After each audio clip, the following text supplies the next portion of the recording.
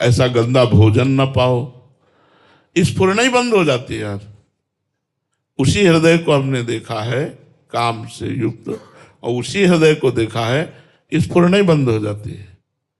संकल्प विकल्प की तो बात जाने दो, स्फुरणा ही बंद हो जाती है।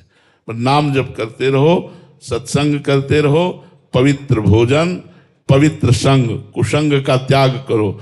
देखना सुनना बोलना ये कुसंग से ना हो।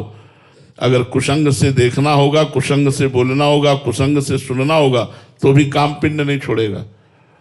उसको रास्ता मत दीजिए। उसका श्रवण न हो, उसका दर्शन न हो, उसकी वार्ता न हो, उसका चिंतन न हो, तो भगवान का श्रवण कथन चिंतन हो, बढ़िया मंगलमय हो जाएगा। यही रास्ता है काम विजयी होने का, यही रास्ता है। भगवान की लीला कथा सुनो, भगवान के विषय की चर्चा करो, भगवान का नाम कीर्तन करो, सब में भगवत भावना करो, तो आप देखो अपने आप धीरे धीरे हृदय शांत होने लगेगा। जब हृदय आनंदित होता है तो निर्विकार हो जाता है। सूखा हृदय विकारी होता है। जो भगवदानंद से युक्त हृदय होता है वो निर्विकार होता है। सुभाष जी हनुमानगढ़ से। राधे राधे महाराज जी। महाराज जी, क्या सच्ची भक्ति में त्याग अनिवार्य है? यदि हाँ तो क्या संसार का त्याग करना जरूरी है, मन का त्याग भी पर्याप्त है?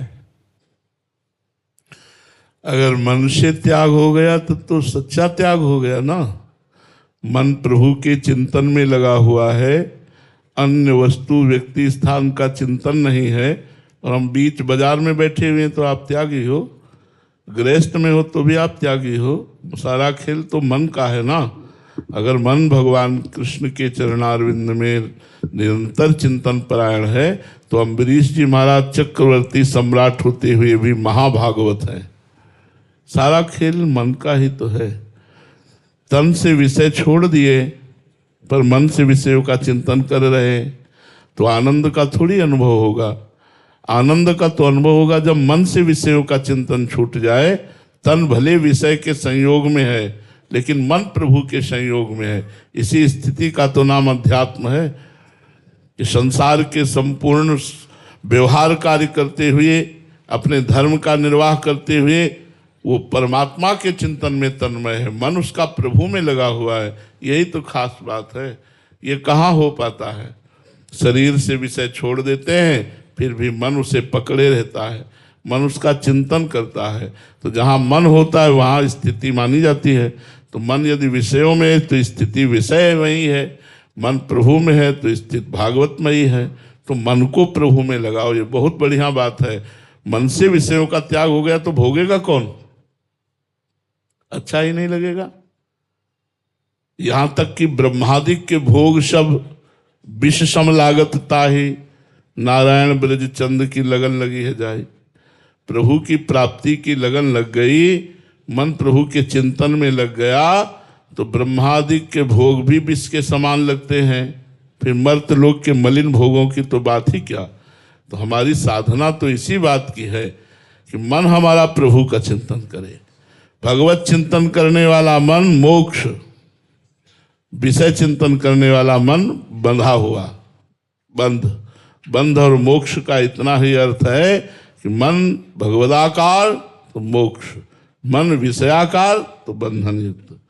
अब कुछ भगवदाकार कुछ विषयाकार, यही तो साधना है। हमें इसी साधन को तो समेटना है कि हमारा मन पूर्ण भगवदाकार बन जाए, पूर्ण प्रभु के चिंतन में लग जाए, विषय चिंतन ही न मन करे। यही तो खास बात है। लक्ष्मी मित्तल जी। राधे राधे महाराज जी। महाराज जी, ज्ञान मार्ग के बाद प्रेम मार्ग पर चलना आपके लिए कितना कठिन था? हाँ, बहुत कठिन था, पर गुरुदेव की कृपा से सरल हो गया। इतना कठिन था, इतना कठिन था कि हो ही नहीं सकता था, हो ही नहीं सकता था। पर गुरुदेव की कृपा से कर तुम अकर तुम अन्यथा कर तुम सर्व समर्थ, गुरुदेव की कृपा से संभव हुआ। नहीं तो मन की जो गति है वो जब बाल्यावस्था से वेदांत दर्शन के मार्ग में लगी तो भक्ति दर्शन की तरफ चलना बहुत कठिन था। विषयी पुरुष को भक्त बनाया जा सकता है लेकिन वेदांत मार्ग में चलने वाले को भक्त बनना बहुत कठिन होता है, क्योंकि उसे तत्व ज्ञान होता है। उसे तत्व पर वही सर्वांतर्यामी परम तत्व सर्वत्र विराजमान विश्वात्मा, अब वही मैं हूँ। अब कैसे